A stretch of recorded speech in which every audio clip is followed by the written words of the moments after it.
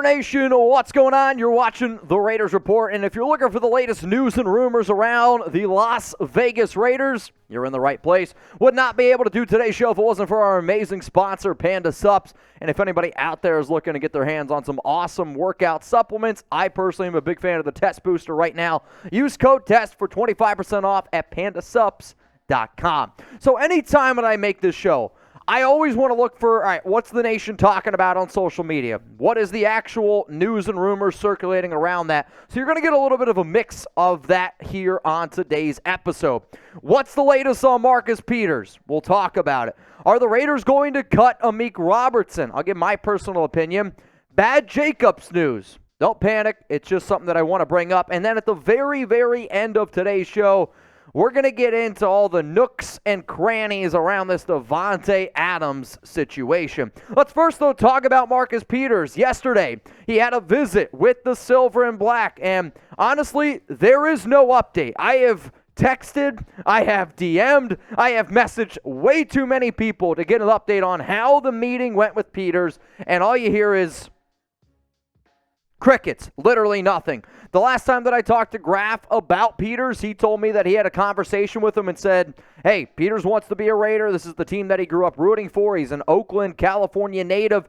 This is the team that he wants. As it stands right now, the Raiders have around $3.95 million after they signed a lot of their rookies and UDFAs. So it will be interesting to see how much money they decide to give the veteran cornerback, but there is no doubt in my mind that he could help out this defense. But I'm not going to go out and break the bank on a guy that has really struggled to stay healthy. He has missed 21 games over the past 2 seasons, coming off his career worst season.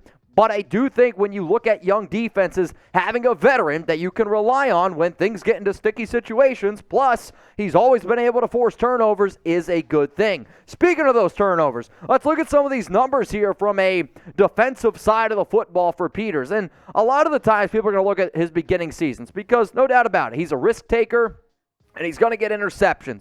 However, last season, he did struggle a little bit, still came away with an interception, did not play in 2021 with that ACL injury that he sustained right before the Raiders' Monday Night Football game against them in Week 1. But also, though, Peters doesn't just, intercept the football. He's good at getting the ball dislodged. And one of the most frustrating things when you watch this defense, we always talk about how many points you give up. Yeah, this team gives up a lot of points. They've also been nearly dead last in terms of turnovers forced over the past few seasons. So you bring in Peters, and who knows, you might get a few more turnovers. So what do you guys think about this one? And if you come across this video, all I ask is this. If you love to talk football, you love to talk Raiders, and I want you to think of the Raiders Report as you sit down with a bunch of your friends, chilling, having a beer or two, or wherever you have your Raiders conversations, and interact with me. Give me a yes, give me a no. Do you want Marcus Peters on the Raiders? My answer is yes, but it has to be for the right price. I did say before the 2023 NFL Draft that my answer would be no, because I thought that this team would address the cornerback position maybe a little bit more than what they did. I like Ja'Cory and Bennett. He's a good player. But when you consider the fact that they had pick 7, pick 38, pick 70, I thought a corner was going to be drafted, especially, maybe even at 38 or 7. The Raiders decided not to do that. Okay, no need to hit the panic button, but now you can go out and now you can get a veteran corner in Marcus Peters. It's just you can't pay him a lot of money. If Rock Ya-Sin's getting $6 million, to me, Marcus Peters should be somewhere in that $3 to $4 million range. On top of that, I talked to Max the other day, and I was like, Max, tell me what's going on here with this team, any insight? And he was like, man, I'm just out there grinding, give me a very basic answer. But you know what? Max posted this on his Instagram story. If I'm Josh McDaniels, if I'm Dave Ziegler, if I'm Mark Davis, I look at the face of my franchise. Max Crosby is the face of the Raiders right now. I don't care what side of the football. He's your guy. If he's posting something like this that says, let's bring him to Las Vegas, you make it happen. Why? You want to make Max happy, just like you want to make Davante Adams happy. You want to make your stars happy. And if you're trying to sell tickets, which right now are about $465 a pop, some of the highest in the NFL, You might need some star power there, guys. I'm just saying. Other news that ended up going down yesterday, the Raiders signed Christian Wilkerson, who was a former New England Patriots wide receiver. In his career, 4 catches, 42 yards, and 2 touchdowns. Also with that move, the silver and black released wide receiver Tyler Johnson. Friendly reminder, anytime breaking news happens, anytime news happens, I got you covered here. Hit that subscribe button. However, for the first time since I have worked here at Chat Sports in September 2017, I will be off for longer than 1 week. So if Peters ends up signing, if any breaking news happens from May 17th to May 24th, I won't be here. Well, I might Skype in with a margarita or something in my hand because I'm going to Cancun. Well, that means Jeremy Chuggs is going to be watching, and he's going to be breaking down all of the news here. Live Jeremy Chuggs. I'll tell you what, man, that's a hell of a reason to subscribe. Let's keep it going here on today's Raiders Report show. If Marcus Peters signs, the Raiders must cut a player. I've had a few people ask me this one before, and this one is for just win, babies. Believe it, baby. Right now, the Las Vegas Raiders have 91 players on their roster. They're allowed to have that extra player because of the Pathway program. So you have an extra guy already. But if the Raiders sign someone, that puts them at 92, math, and that means you have to move on from someone. In terms of, okay, who are players that I would say if I was running the Raiders, general manager Ivan Ziegler, and I can make the decisions, these would be the top 6 players that would be on the chopping block. Cole Fotheringham at tight end. He's probably your 5th or 6th tight end at this point. Gurman, the offensive guard. Austin Walter, fun little player that did okay last preseason. But again, he's probably your 7th running back. Mauga, linebacker. Ike Brown, and then Bryce Cosby would be the 2 other players that I would say are on the chopping block. Speaking of corners on the chopping block, let's talk about Amik Robertson now, because when Amik got drafted out of Louisiana Tech in the 4th round, 137th overall back in the 2020 draft at this point, I love the pick. In fact, it was one of my highest graded picks, and well, he's the only guy left on this team from that draft, which is a mind-blowing statement. However, could Robertson cut be coming up here? I'm actually going to give this one 3 just win, babies, and I do think that it's pretty likely. I'm not saying that he's going to get cut soon. I'm saying by the time the Raiders' 53-man roster is laid out, will Amik Robertson be on that team? My guess is there is a 75% chance that he's not.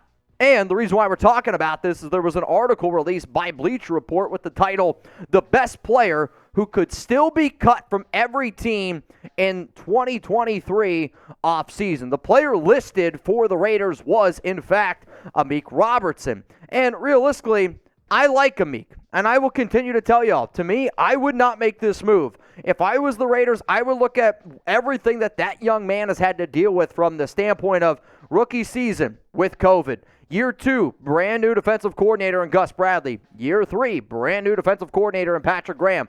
And now year 4, where he has gotten better and better and better. And to me, the competitive nature that Amik brings, it's worthy of a depth position. The problem is, though, he's not a Josh McDaniels guy, right? So this is what Bleacher Report had to say on the Raiders cutting Robertson. On paper, Amik Robertson is trending the right way. His involvement and production have increased in 3 NFL seasons. However, the Raiders signed 3 corners in free agency. Robertson is upside as a 24-year-old, but his inconsistency has resulted in a perch on the roster bubble. So why would the Raiders move on from him? Well, they're trying to build this team with their own guys, and if you end up cutting him, you can save $1.1 million. The reason why that $1.1 million figure is an important figure is because that's what a vet contract is. I like Amik, no doubt about it. But if this Raiders organization thinks, okay, I can bring somebody in to be one of my guys, or you can bring in a veteran, not going to be a Marcus Peters at $1.1 million, but you can bring in a vet to help some of these younger players, and you essentially exchange Amik for that player, I could see the Raiders potentially doing that. But some of y'all don't give a shit about what I have to say. What do you have to say? Will the Raiders cut Amik Robertson? If you think, hell yeah, he's gone, type C for cut. If you say no, they're going to end up keeping him, well, then I want you to type K for keep. And if you get time over the next week while I'm gone, I want you to do your own 53-man roster, because it is not an easy thing to do whatsoever. And I bet Amik, he's going to be right there on that roster bubble. Coming up next here on the Raiders Report, bad news For anybody out there that's thinking Josh Jacobs contract extension, I'll tell you about it. But first, you hear that? You hear that? Sounds like a panda coming through right now here on the show. Panda Sups, today's sponsor. I'll tell you what, I've been using Panda Sups. I've been trying to get into shape to go to Cancun. I am proudly to say I lost 15 pounds in about 60 days, but the main thing that I've been using is the test booster. Who wants to feel 20 years old again? You ever wake up some mornings and you're like, holy shit, my knees are cracking, I can barely get out of bed, I need that extra motivation to get to the gym. Well, with Test Booster, you're going to feel younger, you're going to crush your workout, and you're going to get the results that you want. If you're trying to lose weight, the product that I will continue to use is the Cuts. I love this product. I take at least one every single day, and if I'm burning that extra calories, I'm a happy camper. If you don't want to take the pill form, you can also take the powder form, which I personally love. You can use it instead of using a cup of coffee. You can use it instead of getting an energy drink. And if anybody wants to try any of Panda Sup's products, it's pandasups.com. Use code TEST. That link's going to be available for you guys down in the comments and in the description of today's video. And some of y'all are like, well, give me another reason why I should support Panda Sups. Longtime sponsor here on this show, and the guy who owns it is a die-hard Raiders fan. Let's go to another rumor here on today's show. Saquon Barkley's extension impacts Josh Jacobs. I will say, Barkley has not gotten an extension yet, but the conversations around the New York Giants star running back, they absolutely, positively impact number 28. So that one is for just win babies. Believe it, baby. In terms of, all right, Mitch, well, talk to me here a little bit about what's the latest around Barkley. There's a report recently that Barkley turned down $14 million a year in terms of an extension. Then a rumor came out that Saquon is looking for $16 million a year. Barkley's agent then went on Twitter and said that that $16 million a year figure is not true. The reason why this impacts Jacobs is because Saquon, just like Josh, was drafted in round 1. On top of that, both of these players right now are franchise tagged. So you got one guy on a franchise tag, you got the other player on a franchise tag, and they're sitting both at $10.09 million. The reason why you should all be thinking about this is because if you want Jacobs to get a contract extension, if you're the Raiders, you got to try to do it before the Giants give Barkley one. Because if I'm Jacobs and I'm his agent, I go, well, wait a minute here. I led the NFL in rushing. Well, wait a minute here. I led the NFL with 2,000 total yards. I deserve to get paid more than Barkley. And if the figures are $16 million, you're not going to be a happy camper. In terms of the highest paid running backs per year, the reason why $16 million is being thrown out there is because, according to a rumor, is he's looking for Christian McCaffrey type of money. McCaffrey is a super dynamic running back. Nobody's going to deny that. However, with the way running backs are used and their injury concerns, I do think it is something to at least keep in mind. Is Jacobs a hell of a back? Is Barkley a hell of a back? Nobody is going to dispute that. But when you look at the Raiders' offense overall, I don't think paying a guy $16 million to run the football is a smart investment considering all of the other holes that this team has on both sides of the football, but especially the defensive side. So if the Giants give Barkley about $15 million a year, Jacobs could look to do the same. And I have had my contract projections out there before. I would be okay giving Jacobs, my number I continue to throw out there is 3 years at $38.4 million per year. That's what I would give Josh. So let's just say this. Jacobs walks into your room right now, and he goes, these are your 3 options. Do you extend Jacobs at $15 million per year?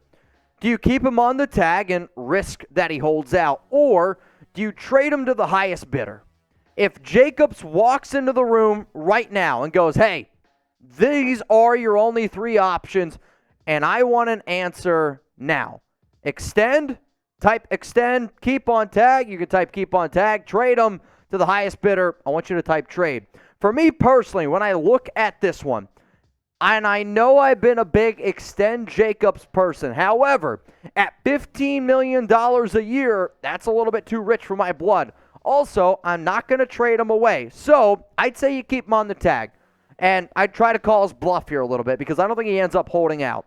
The reason why I say that is when you're on the franchise tag, if you hold out, You don't play, you don't get paid.